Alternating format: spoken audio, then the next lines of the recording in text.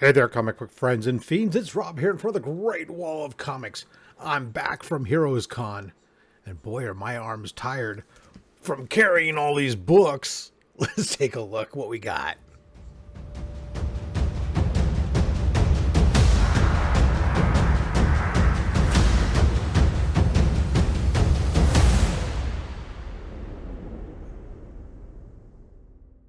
All right, so I got a stack of books here, and I'd be lying if I told you this was all of them, because it's not. This is just my stack of sketch covers I picked up, all original art. That's what we're going to do today. Today, we're going to go through the haul. 15 different sketch covers I managed to come home with from HeroesCon, and you wouldn't believe it if I told you, but it's true.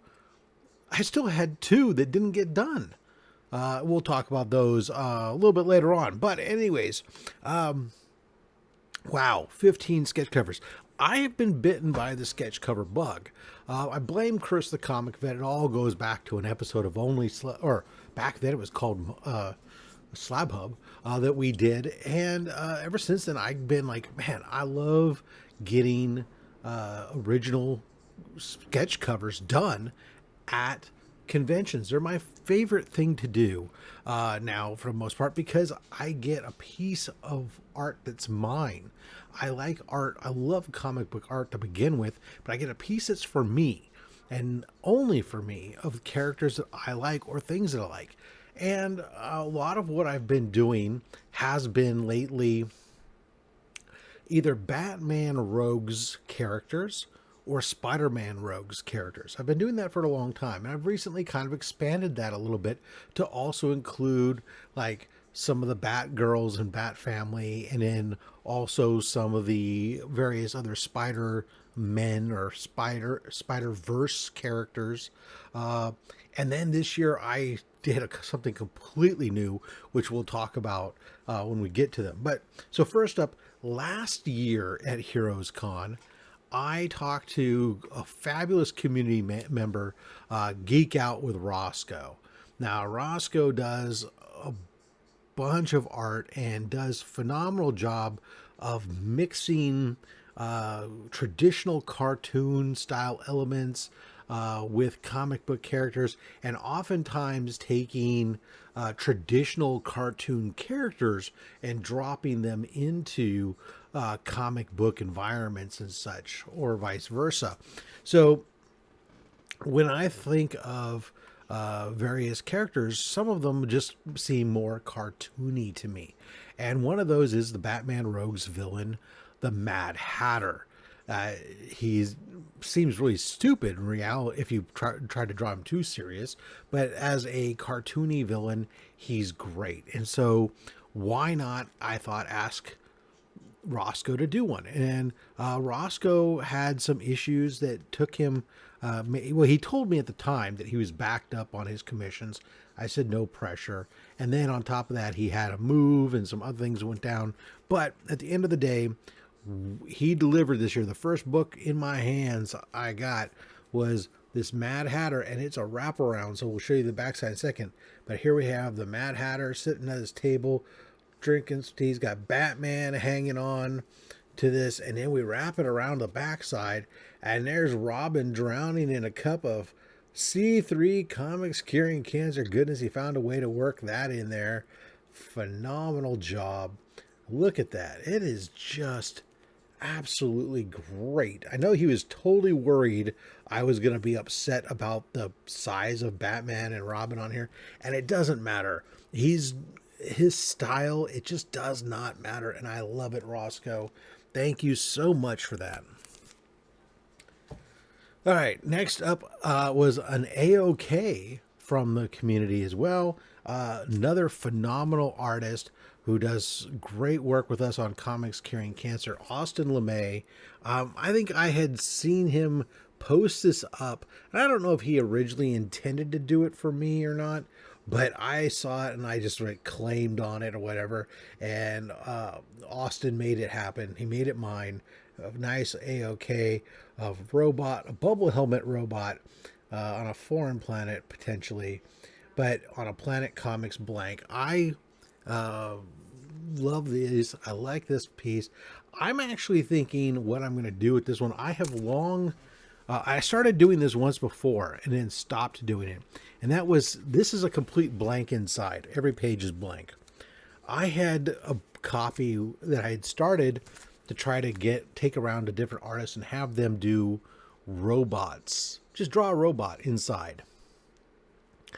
And after one person did it, I got it mixed up with with a different blank, and had somebody do the cover, and then I had it slabbed. So I lost that piece of art interior. But I'm thinking with this one, this is perfect because it's got this robot on the cover, that this might become my robot sketch cover book that I can take with me to different conventions and ask artists if they'd be so kind as to just doodle. It doesn't matter if it's a remark on a portion of the page or whether they do a full page or whatever of any robot they want. Just to kind of get that and have them sign it. So I think that'd be kind of cool. So I think that's what that's going to become. Thank you, Austin, for that. Now, part of my fun, when it comes to sketch covers at conventions, I attack it two different ways.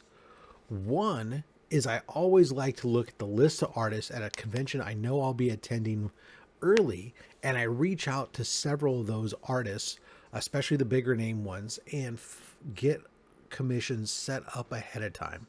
This allows them the opportunity to work on them at home, in their comfort of their home, with all their equipment, taking their time. I find I get a better resulting book than if I hand it to them at the con and they're having to do it at the folding table. Will they get interrupted 17 times to do different stuff, or they're trying to do it back in the hotel, or any number of other things where they feel rushed and they can't quite get the attention in it that I might get otherwise. The other half of what I love to do is just walk around some of the independent artists. Maybe they've worked on a comic officially, maybe they haven't, but great artists nonetheless, and find pre-done sketch covers that they've already done. I don't typically engage those artists on commissions, although I have done it, but seeing stuff they already have done gives me an opportunity to find something I like. I'll pick those up, and maybe that artist becomes somebody that I deal with stuff in the future. And one of those artists I saw, most of the stuff in his collection was very anime style, not necessarily my cup of tea. This one, however, felt very traditional comic book style-esque, and it was tagged at only $50. And that's this Miles Morales Spider-Man from an artist known as Blah. So, and that's the thing I love about these. Sometimes these pre-dones by some of these artists are such great value. You can't knock that for $50. That's all day long, baby. Let's go. So, yeah. Another one I found walking around turned out to be a tattoo artist, Scott Prather, who does Prather tattoos. He is starting to do some art on his own, and he told me after I said I wanted this, that this is his first sketch cover and first use of Copic markers. And it is great. And you know what's funny is once he told me that he's a tattoo artist by trade, I totally see it. I can see those tattoo influences here in this Frankenstein's monster, and actually think this would be a phenomenal tattoo. Not for me. I'm done doing tattoos personally at age 50 something, whatever it is the hell I am.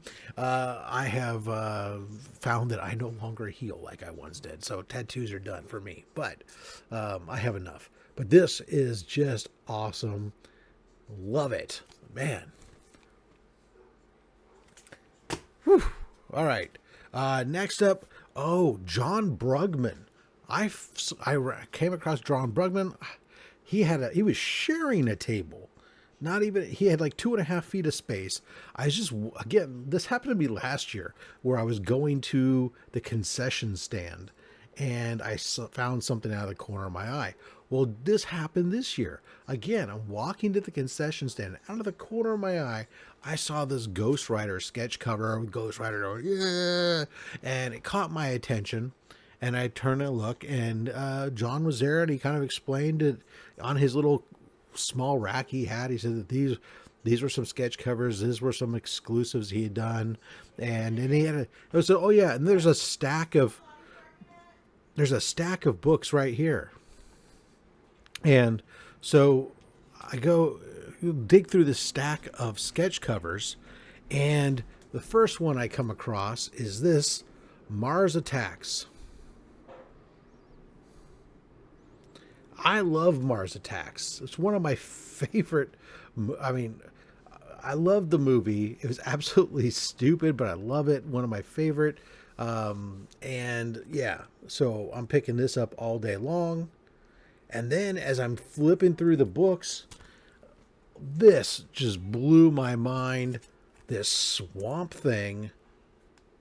Whoa, nutso.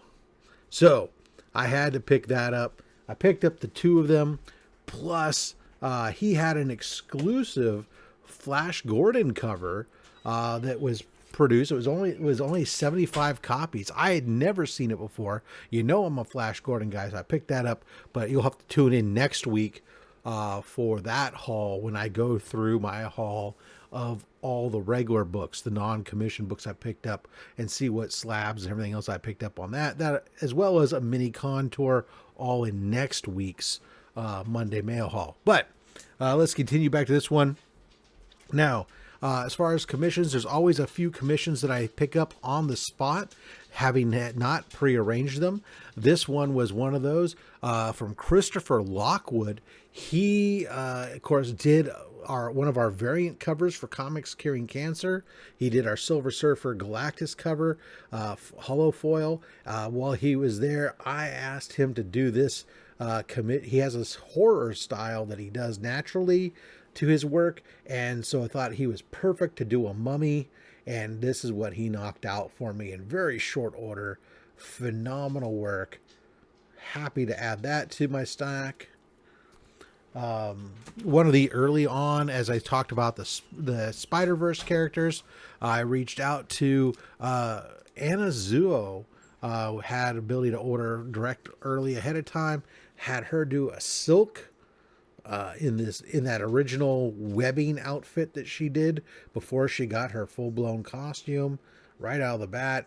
Nice rendition. And what's really interesting, it doesn't show up here very well, but she put glitter in the I don't know if it's paint or what. Anyway, so it's all around her. She's got glitter. It's not going to show up, but there's glitter that goes all around her hair, outlines it, and then there's glitter that runs through the webbing. It's absolutely a really cool effect, and great work. I love it. It was funny as I was just so kind of taken aback by it. She showed me at first, and I'm a straight shooter. I'm not a super emotional guy. I don't wear my expressions on my face all the time. And she was like, thought I was upset and didn't like it initially. And she's just like, oh, I'm trying to gauge from your face. I don't think you like it. And I'm like, no, it's fine. It's just who I am. All right. Now, this next artist, I ended up getting 2 commissions from. So here's what happened. I reached out first to Eric Henson. And I saw his stuff. I said, dude, it'd be cool. I'd like for him to do a particular character, but I wanted it on a particular blank that I had in my collection. I needed to send it to him. And I didn't reach out to Eric until, less than a week before HeroesCon. So I gave him a list of characters. So this character, this character, this character. And he goes, well, I'd kind of, I don't want to do, he said I could do the character that I wanted. But he says, I don't have that blank. I could have to do it on this other thing. And I said, no, I'm pretty particular on that. And he says, well, since I want to work on this ahead of time, let me do one of these spider characters because I have Spider-Man blanks and you're not as particular. And I said, okay, fine.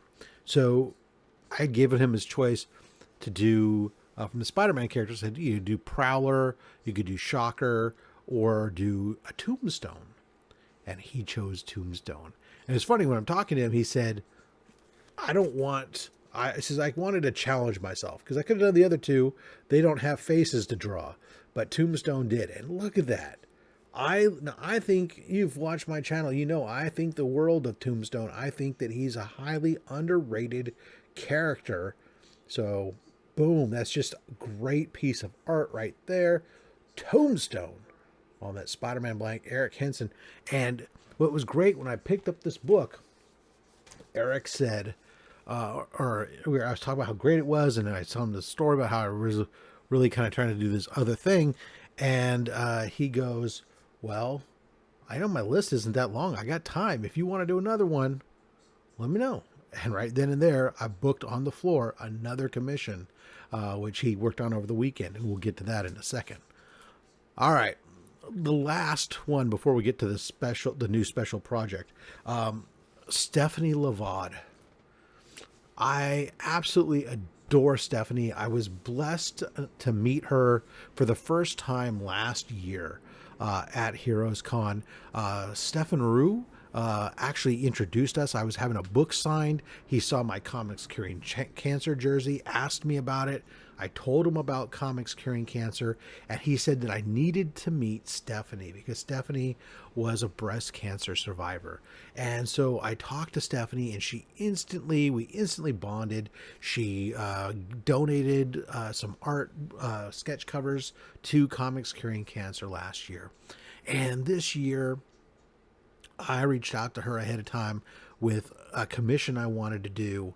And then I later on added a second commission that I wanted to do.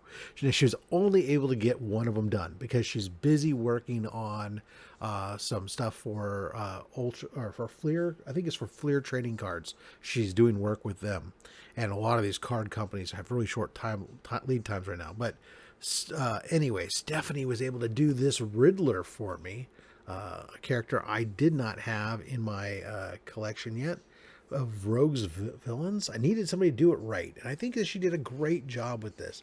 He doesn't look silly. He looks serious. It's a great look to him. I like this a lot, and I love the fact that Stephanie is such a big supporter of Comics Curing Cancer. We're talking with her at this con. She's on board. She gave us a piece right then and there on the floor for Comics Curing Cancer this year. And while she was at it, the fellow artists there in the French Quarter, as they were calling it, Stephen and Kinbar, both also said that they would help us out with Comics Curing Cancer. So that's phenomenal. And if you don't know what I'm talking about when I say Comics Curing Cancer, shame on you. Where have you been? Or, hey, well, welcome to the channel for the first time, because I talk about it quite a bit. It's a charity that I help run, where benefiting the American Cancer Society. In fact, it's an official campaign. Information is down below in the description. Check that out. All right, so the last couple books here. This is the secret project that I've been kind of alluding to.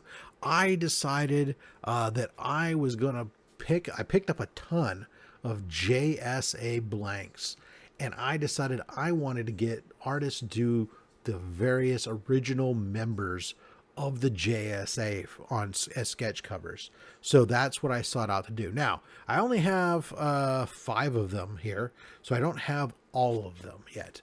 I'm still working on it. But here's who we got so far. First one, I reached out to Gavin Guidry for a Green Arrow or Green Lantern. Scott Allen, he was excited to do this because he's said he's working on some Green Lantern. Why did I keep saying Green Arrow? Green Lantern stuff coming up. So happy to get him on and do this for me. Had a great conversation with him about Ultimate Spider-Man as well.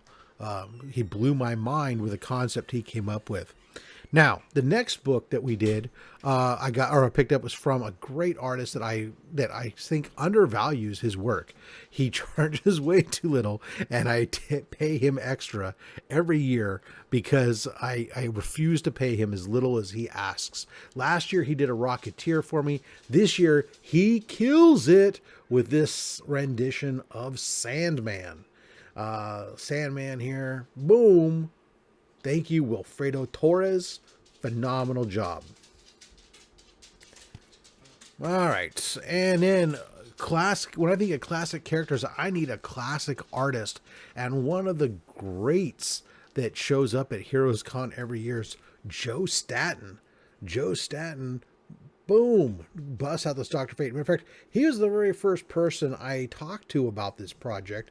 He had his pick of any character from the JSA, and he goes, "Can I do Dr. Fate?" And I said, "Yes." And he goes, "Can I have magic shooting out of his fingers?" And I said, "Absolutely." And when I went and picked this up and met Joe, he was like, his face lit up. He had so much fun when he told me straight up, he goes, "Rob, I just want to let you know, you got more out of this book than you paid for, because I had so much fun doing this character." And that is so great. When you hear a artist tell you that they had a great deal of passion doing a piece of art that you commissioned, that is so great, and you get great work. And a shout out to Joe. He even goes, "I want to have my picture taken with you, me giving you this book and stuff." And so, oh my God, it was just a great experience. And this is what I love about doing these sketch cover commissions, is these more in-depth conversations with an artist, not just about something they did in the past, but what they're doing for you. And it's the ultimate expression of your appreciation of a particular artist, to pay them to do something specifically just for you. Now, another phenomenal artist that works with us at Comics Curing Cancer on a lot of our pieces, did the centerfold in our art book this year. Chad Shodel, or aka Showtell Arts, he did a Spectre cover for me, and bam, so crazy. He was doing a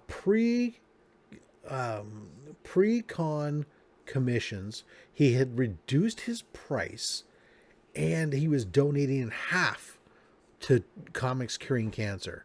I couldn't say no, because it was $95 for a torso, full color torso like this, and then of that he donated half of it to Comics Curing Cancer. That's insane. So he only pocketed like $47.50 for doing this. But I appreciate you, Sir Chad. Phenomenal artist. He doesn't run that low normally. Like I said, those were special prices and a special thing for Comics Curing Cancer. Now, Eric Henson, this is the last book. I mentioned I wanted a particular character. I thought that Eric Henson would do a phenomenal job based on looking at their previous work. And this is when I do cons, this is the research I do. I'll find different artists. I'll see what they're charging, ones that fit the rate I want to be in. I'll look at their examples on their Instagram and such, and I'll figure out what type of character I think their style would complement. And for Eric, I wanted him to do Hawkman. And I was so glad after I picked up that Tombstone that he was willing to take on another one, and I was able to get him to do Hawkman, because I don't think anyone else could have done it better. Look at that. Absolute pure fire. This was done at the con. I'm speechless. It's so gorgeous, so beautiful. That is just a pure piece of flippin' art, and I'm happy to have it. Thank you so much, guys. That is a haul. This is why this long we've been watching just these books. This is why I'm splitting this up. Thank you for sticking around. Let me know down below which one of those commissions is your favorite. What do you think of the JSA brigade I'm putting together? Anything else you got? What did you make it to HeroesCon? Did we say hello? And if not, why not? Tune in next week. I'm going to do part 2, the haul, as well as a very brief it'll include a little bit of floor footage. I'm not doing a walk around. There's a lot of great walk arounds. Check some of them out from other community members. HeroesCon, if you've never been, watch those walkarounds. It's legit. Hear how many of these creators went for the first time, and you can hear it in their voice. They're going again next time. But until next time, make sure you collect what you want and don't listen to anyone, including me, because I'm just a fat man with a fat stack of comics and a fat opinion. Thanks for watching.